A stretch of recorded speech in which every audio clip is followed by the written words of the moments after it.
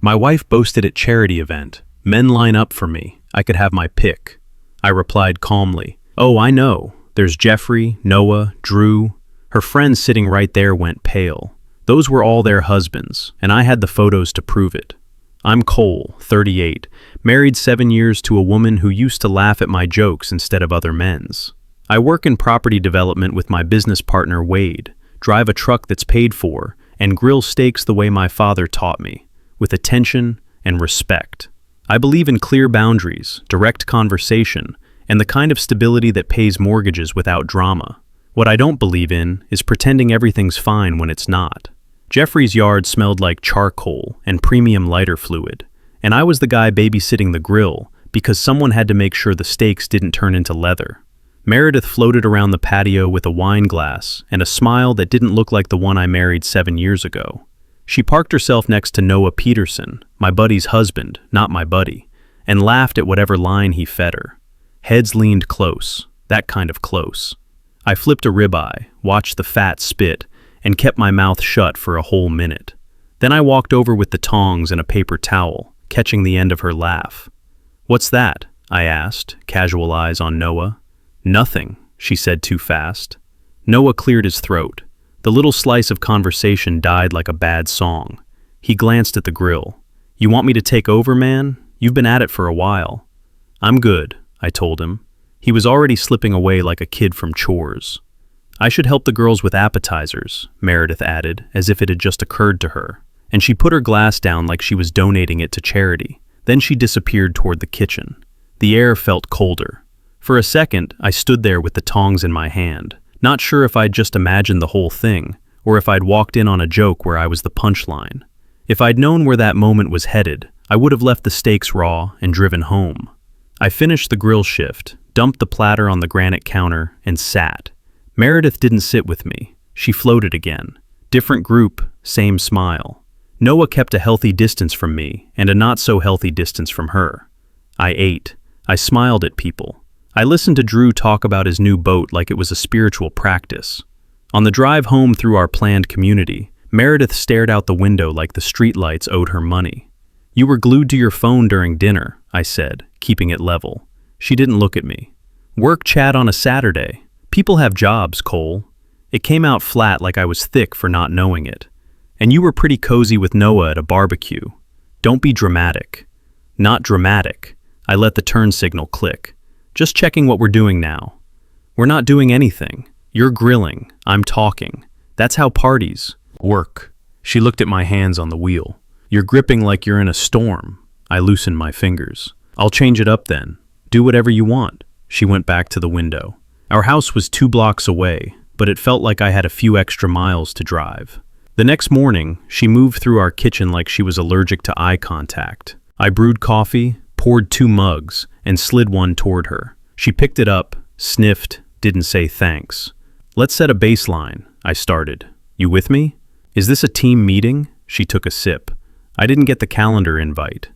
"Look, last night was weird. You and Noah, the phone thing. I'm not going to pretend it didn't happen." She set the mug down and folded her arms. "So, I'm not allowed to be sociable now?" "You're allowed to be anything. I'm allowed to set my standards. I don't do disrespect in public. If I run the grill while you run commentary with men who aren't your husband, that's not a marriage. That's a sitcom." "Wow." She blinked like I'd told a joke she didn't get. "You're insecure." "I'm observant," I corrected. "Here's how we're going to do this. I'm taking my space this week. Separate plans, separate cars to events. If you want to talk, use sentences, not sarcasm. Don't you dare police my tone. Then don't act like a stranger." I checked my watch. "I've got a meeting at 9. I'm done asking to be treated like a person." She laughed once, sharp. "Men who handle grills think they run the world. Men who handle themselves do." I grabbed my keys. "We've got the charity auction next weekend. I'm not going unless this shifts. I'm not signing up to play background again." "I'll live," she said. "Take your space. Make your rules. I'll be over here, not caring." "Great. Then you won't mind if I rework the budget. What's mine is mine. What's shared is shared. I'll send you the numbers tonight." That landed. Her eyebrows lifted a fraction. "You're serious?" "Stone serious." I pushed my chair back. I'll move into the guest room for now. Try texting when you're late. A one-liner, professional courtesy. She stared at the stainless steel fridge. You think you can guilt me into something? I think boundaries are how adults avoid chaos. I walked out. At the office, my business partner Wade swung by my desk. He's the senior development manager, a guy who wears the same watch to every client meeting because he says timekeeping doesn't deserve mood swings. You look like someone canceled a fishing trip, he said. Close, I told him. Someone canceled basic respect. He leaned his knuckles on my desk. Fix it or leave it. The middle is where you drown. By lunchtime, my phone buzzed a few times. Work pings, spam, nothing from Meredith. I turned the ringer off and got lost in property assessments. That night, I parked in our driveway and watched the porch light. It was on. Inside, the guest room had fresh sheets. I set my duffel bag down there like I was checking into a quiet hotel and went to the kitchen. Meredith scrolled on her phone at the island. Budget's on the laptop, I said. I split recurring bills. Your subscription stacks are on your card. Joint accounts for mortgage, utilities, groceries, nothing else. My truck payment stays on my side. She didn't look up. You're making this transactional. It already was. I'm just labeling the drawers. And what if I don't agree? Then don't use the joint card. Easy. She set the phone down and finally met my eyes. You're making this worse. It got worse the second you started acting like I should be grateful for crumbs. She smirked. So now I'm handing out crumbs. I'm telling you what I see. I rinsed an apple, took a bite. We can reset or we can drift. I'm not chasing. She picked up her phone again. Drift is fine. Copy. I finished the apple and dropped the core in the trash. I'm meeting the guys at O'Malley's Wednesday. Don't wait up. Wouldn't dream of it. Wednesday came. I met Wade and my neighbor Quincy for wings and a game on mute. Quincy told a story about his kids stuffing a toy into the garbage disposal, and we laughed until our sides hurt. I got home at 10:30. The house was dark. The guest room felt like a decision, not a punishment. At the charity auction that weekend, I stuck to my rule, separate car. I parked on the street, walked into the country club ballroom with a checkbook, and nodded at anyone who made eye contact. Meredith arrived later with Angela Walsh and Diana Peterson.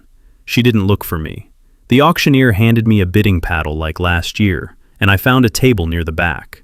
From across the room, I caught Meredith working the crowd. She stopped at Jeffrey Walsh's table, then Noah Peterson's, then Drew Coleman's. Same routine each time. During the intermission, I heard her voice carry over the conversation noise. She was holding court near the bar with the wives, wine glass tilted, smile bright. Honestly, she said, loud enough for half the room, men line up for me. I could have my pick. The wives laughed nervously. Angela looked uncomfortable. Diana checked her phone. Chloe Coleman stepped back like she needed air. I walked to the middle of the room, set my paddle down on the nearest table. The room didn't go quiet, but enough heads turned. Quick question, I called, smiling like this was a joke. Jeffrey, Noah, Drew. Meredith's smile thinned. The wives went pale. Step back from my wife, I said calmly. Hands where I can see them. Relax, Cole, Noah said. It's a charity event. I am relaxed, I told him, just letting folks know I don't play that game. I picked up my paddle and headed for the exit. In the parking lot, Wade caught up. You good? Better than good, I said. I'm done pretending. I don't see. That was a boundary, I corrected. Cleaner than a scene. Tell Quincy I'm not mad at him. This is between me and my wife. Got it. On my way home, my phone buzzed. A text from Meredith. That was humiliating. We'll discuss this later. I replied, we won't. I'm not doing performance management in private after disrespect in public. Consistent format. No response. 3 days later, she slid me a plate at dinner like we'd rewound the tape. Salmon, asparagus. She even lit a candle, which we usually save for holidays. You're quiet, she said. Work, I said. It keeps me quiet. She cut her fish, watched me. I'm sorry about the other night. I didn't think. I don't care if Jeffrey's an idiot. I care if you make me a spectator. I took a bite and put the fork down. Thanks for dinner. She reached over and touched my wrist. Can we call a truce? I don't want this cold war. Truce implies we're on teams. I'm not your opponent. I slid my wrist back gently. I'm your husband until I'm not. Don't test that. I'm trying, she said. That's good. Keep trying. For the rest of the week, she was almost normal. Less phone at the table. A couple of soft texts midday. How's your day? Need anything from the store? Small things. I responded politely and stayed in the guest room. She hovered at the doorway one night, leaned on the frame. You coming back to our bed? She asked. Not yet. You're punishing me. Protecting myself. I kept my tone neutral. Let's get to calm before we go to comfortable. Let me pause the story for just a second. If you're still listening, please hit the like button on this video. It really helps YouTube show this story to more people. Thank you so much for the support. Now, let's get back to the story. She rolled her eyes. You love lectures. I love clarity. Friday, I worked late. When I got home, the porch light was off. Midnight. Her car wasn't in the driveway. I unlocked the door, set my bag down, and stood in the quiet. She came in at 1:30, heels clicking, eyes bright like she'd been staring at neon. Work, she said before I asked. At 1 in the morning? Client dinner. Who's the client? Why do you need a name? She dropped her purse on the chair. You're not my boss. I'm the person who pays the mortgage with you. I need to know if you're safe. I'm an adult. I can be safe by myself. She brushed past me. Text next time, I said. She didn't answer. The next night, same story. No text, no courtesy. She drifted in after midnight, smelling like someone else's bar tab. I lay in the guest room staring at the ceiling. That truce had a hole in it big enough to drive a truck through. Sunday morning, I put on running shoes and went for a long loop around our neighborhood. When I got back, Meredith was on the phone whispering in the kitchen. She hung up as soon as I walked in. Who was that? I asked, grabbing water. My mom. Did she get a new number? Your mom's area code changed overnight? You're tracking area codes now. I'm tracking facts. They're easier than feelings. You've turned into a detective. Not yet, I said. I took a shower, dressed, and sat at the desk in the guest room. I looked up a private investigator. Not a movie character, not a trench coat. A professional with a boring website and good references. Fletcher Webb Investigations, he answered like a doctor after hours. I need eyes on someone, I said. Discreet, no dramatics. Who's the subject? My wife. He let a beat go by. You want to tell me why? I want facts, I said. I'm not interested in rumors or interpretations. Late nights, says it's work. I don't believe it's spreadsheets. He chuckled quietly. Understood. We'll keep it clean. Photos, timestamps, locations. You decide what to do with it. We met Monday in a coffee shop far from my neighborhood. He was 40-something, plain jacket, practical shoes. He asked questions like he was measuring furniture. Flat, precise, no wasted words. I gave him names, Jeffrey, Noah, Drew. Also the wives, Angela, Diana, Chloe. You think it's one of these guys? He asked. I think it's a pattern. I just want the pattern drawn. Give me 2 weeks, he said. Maybe 3. Bill me. Don't stage anything. I want reality. Reality it is. I walked out feeling like I'd just put a lock on a door I should have locked months ago. For the next 2 weeks, I acted like a man with a plan, because I was. I worked. I hit the gym at 7. I grabbed beers with Wade and Quincy on Wednesdays. And I stopped playing chauffeur to anyone's social life. Meredith noticed. She also didn't change. Going out, she would say, grabbing a jacket. With who? I'd ask. Don't wait up, she'd reply, as if that answered everything. One night, Angela called me by mistake. The phone buzzed, and I picked up. Meredith, where are you? Jeffrey said you'd stopped. Oh, Cole, sorry, wrong number. Everything okay? She hesitated. Yeah, sure. Then quickly. Gotta go. The line went dead. That was a thread I didn't tug yet. 3 Thursdays in a row, Meredith came home after midnight with no explanation. On the 3rd, she tried the soft voice again. You still mad? She asked, leaning on the kitchen counter. Mad is for teenagers. I'm evaluating. Evaluating what? Whether this is salvageable. She laughed, but there was no joy in it. I love how you talk like a board meeting. Clarity is efficient. You're boring, she said, and then smiled like it was a cute tease. I'm stable, I corrected. Stability pays for this house. Your rules. Got it. She walked past me and I shook my head. 2 days later, Fletcher texted me. We need to meet. We set it for Monday noon. He slid a folder across the table. Plain manila, no drama. Inside were photos and a report. Timestamps, locations, license plates. A chain of nights strung together like a ledger. When she said she was with Angela, he said, tapping one line. She was at the wine bar on Elm Street with Jeffrey. Close booth. Hands. You see it? I saw it. Her fingers linked with his across the table. Her face tilted up to him, amused, soft. 2 nights later, different place, different man. Noah, hand on her back, lingering. The week after, with Drew, same routine. She rotated through the husbands of her own friends, like a calendar invite none of them would admit existed. No rooms, no red flags you could take to court, but enough. Enough for respect to leave the building. Photos are clear, I said. More than enough, Fletcher said. You want me to keep going? No. I closed the folder. This is the pattern. I don't need a 4th lap. He nodded. What's your next move? Precision, I said. Thank you. I drove to a parking lot and sat with the folder. My hands were steady. My head was quiet. I called Vance, a lawyer friend I trusted who knew how to walk people through endings. He answered like he'd been expecting it. What happened? I have the data, I said. Not guesses. Times, places, hands on the table, literally. Send me everything, he said. All of it. I'll tell you what to collect next. Keep it quiet for now. No big gestures. I need papers drawn, I said. You'll get them, he replied. Do not confront until you're actually ready to move. People spin. Stay cold. I'm polar, I said. I left work early. I wanted Meredith at home. I wanted a clean shot. As I pulled into our driveway, I saw Angela's Mercedes, Diana's Lexus, Chloe's BMW. The universe had saved me the trouble of scheduling. Inside, voices. Laughter. The kind women do when they're trying to sound light. I walked into our living room. Meredith looked up, surprised, then smirked. Look who's home before dinner, she said. Lucky me, I said. You're here. I was worried I'd miss you. One day you might, she shot back.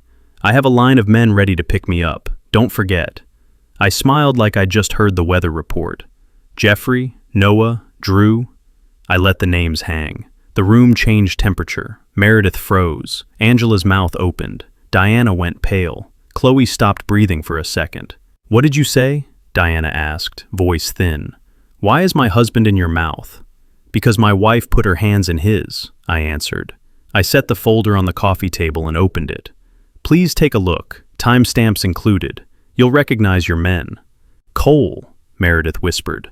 Don't, I said, and slid the photos across. They gathered like tourists around a map, then recoiled like the map was on fire. Angela slammed a hand over her lips. Is this real? Fletcher's photos were crisp. The wine bar on Elm Street, the booth at Giuseppe's near the river, the rooftop downtown. Hands linked, laughs, heads leaned together like secrets were dessert. Meredith, Chloe whispered. What is this? She didn't answer. Her mouth opened, closed. No words came out. Angela looked at her, then at me. You knew, she said to Meredith. You knew what you were doing and you sat in my kitchen. You smiled at me. Say something, Diana said, voice rising. Say anything. Meredith pressed her palms together like she could pray her way out. It's not what it looks like. What does it look like? I asked. Because to me, it looks like a tour of other people's husbands. Did I misread? Angela pointed at a photo. That's Jeffrey's shirt. He wore that to our anniversary last year. She swallowed. How could you? Diana started to cry, then stopped herself with a sharp breath. We trusted you. We trusted both of you. Don't drag me into her calendar, I said. I set my boundaries. I grabbed facts. That's why you're seeing this in my house and not in whispers somewhere else. Meredith finally found words. Cole, please. You could have just... Her hands shook. We could have... Could have what? I asked. Had another talk? You laughed at those. You had your line ready, remember? One day I wouldn't catch you at home. Her eyes went wet. You're cruel. You're reckless, I replied.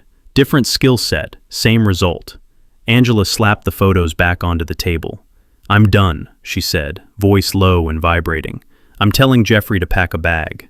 She looked at me, and there was something like apology in her face. "Thank you for showing us." Diana nodded. "I would have lived in the dark," she said to no one. "I would have defended them." Chloe stared at Meredith like she was trying to recognize a stranger. "You sat on my couch and told me to trust Drew." She picked up her purse in slow motion. "I don't know who you are." They pushed past one another to leave. The door slammed once, then again, then softer the third time. The house went quiet. Meredith looked at me, mascara threatening to run, and said, "Why did you do that to me?" "To you."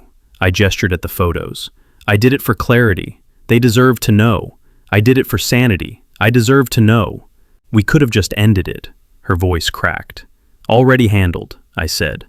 "Papers are in motion. Vance has everything. You said one day I wouldn't find you at home. That day is now. You're kicking me out." "I'm asking you to pack," I replied. "Tonight.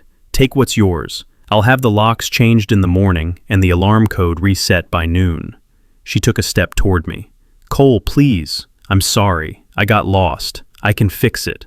I'll be perfect. I'll make dinners. I'll stop." "You're negotiating with a man who's already left the table," she cried, soft and fast. "I don't have anywhere to go." "You have options," I answered. "Family, hotels, Jeffrey and his jokes, Noah and his watch collection, Drew and his boat. Take your pick." She flinched like the names were stones. "They won't." "I know what they'll do," I said. "That's the point."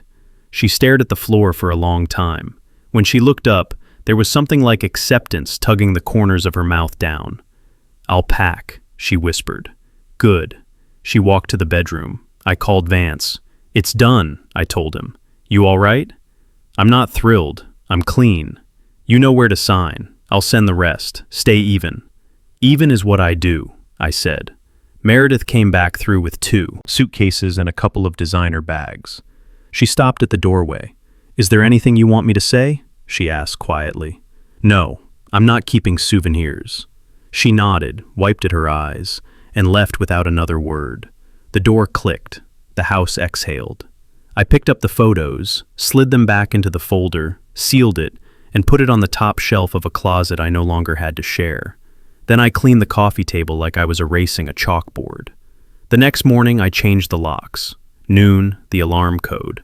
By dinner, the guest room felt like a room again, not a bunker. Wade called. "How'd it go?" he asked. "On schedule," I said. "You need a couch?" "I need wings. We can do that." We ate wings and watched a game on mute because some habits are good. Quincy told another story about his kid trying to feed the dog vegetables, and I realized my shoulders had dropped an inch without me telling them to. The following week, Vance sent documents that read like a manual for taking apart a life without breaking your hands. I signed where I needed to, delivered what was required, and stayed out of the mud. Meredith didn't contest. Maybe she understood that her bargaining chips had turned to dust. Days shifted into something that felt like mine. I adjusted the budget from joint experiment to single adult, canceled the wine club Meredith had insisted on for culture, switched the joint streaming to my own plan, and set my calendar without checking anyone's schedule. On Tuesday nights, I hit the gym with Wade, and we pushed each other like teenagers who didn't know injuries could last a month. On Thursdays, I met Quincy and a couple of neighbors for pickup basketball at the community center. Saturdays, I grilled for myself and whoever drifted into the yard, and the steaks tasted better when I didn't have to look over the fence to see who was laughing with whom. 2 weeks after she moved out, Angela texted me. "I'm sorry for what you went through. Thank you for telling us. We're handling our side." There was a photo of packed suitcases by a door that was not mine. I didn't reply beyond, "Take care." It wasn't my story to narrate. Work got better because I was present. Projects landed. Bonuses happened. I moved some savings around and made a down payment on a used boat for weekend trips because the truck was for hauling, not for living. On a random Sunday, I drove out to the lake with a cooler and a fishing pole. Not because I needed to catch anything, but because the water didn't ask where I'd been. One evening, 2 months out, I met someone at Wade's backyard birthday party. Her name was Grace Miller. She worked in logistics, which meant she solved problems professionally and didn't need anyone to impress her with talk. We didn't rush. We went for coffee, then dinner, then a walk around the little downtown where shop owners keep chalkboards outside with daily specials. She asked direct questions. I gave direct answers. No performance, no blurry edges. "You seem settled," she said on our third time out. "I prefer settled to dramatic," I answered. "Me too," she smiled. We kept it simple. She met my friends. Wade gave me a look that said, "Finally." Quincy invited us to his daughter's birthday, and Grace knelt to help the kid assemble a puzzle without asking who had instructions. She made my house feel like a home without rearranging anything. That's a talent. I heard through the neighborhood grapevine, because neighborhoods always have one, that Meredith moved to another city. New apartment, new job, new social circle. Her parents live out of state. She went there for a while, and then tried to reboot somewhere with fewer familiar faces. No one told me if Jeffrey, Noah, or Drew followed her. The universe had already answered that question loud enough in my living room. One afternoon, I was loading groceries into the truck when I saw Fletcher by the automatic doors, buying coffee from a kiosk.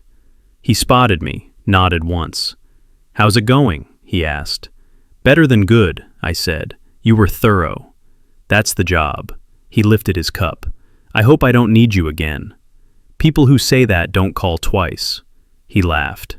"Fair." Back home, I put the groceries away and fired up the grill. The flame rose, steady and obedient. Grace walked into the yard with a bowl of coleslaw she'd made, like someone who reads the back of the vinegar bottle. She set it on the table and leaned on the railing. "You good?" she asked. "I am." She looked toward the street. "I like this neighborhood. It's quieter when you choose who gets in," I said. She nodded, and we ate at the little table I'd kept from the patio furniture Meredith insisted was stylish. The sky turned the color of a clean slate. My neighbor, old Mr. Parker, waved from his driveway. "You finally got the steaks right," he called. "Took a while," I said back, and Grace smiled. Later, when the kitchen was clean and the house was silent, in the good way, my phone buzzed, a number I didn't recognize. The message was short. "I'm sorry. I hope you're happy." No name, but I didn't need one. I turned the screen over and let it rest face down on the counter. Grace caught the look and asked, "Everything okay?" "Everything's fine," I said. "I'm exactly where I want to be." She reached for my hand, a simple, unremarkable gesture that felt better than any speech. I thought about that night in Jeffrey's yard, and the way a laugh can tell you everything you need to know. I thought about the folder in the living room, and the way doors sound when they close for the last time. I didn't reply to the message. I didn't need to. The story had a clean ending, the kind with no sequel. I'd said the last line already. That line, if it wasn't clear, was simple. It's time for you to go. Our story has come to an end. If you've made it this far, how about subscribing to our channel? It helps us immensely. I've selected 2 other videos for you that I'm sure you'll enjoy. Feel free to click on them. I'll be waiting for you in the next story. See you soon.